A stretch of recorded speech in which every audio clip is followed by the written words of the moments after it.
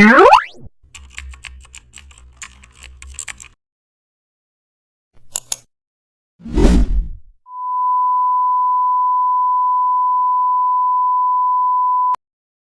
back to the channel. Don't forget to like, share and subscribe for more update.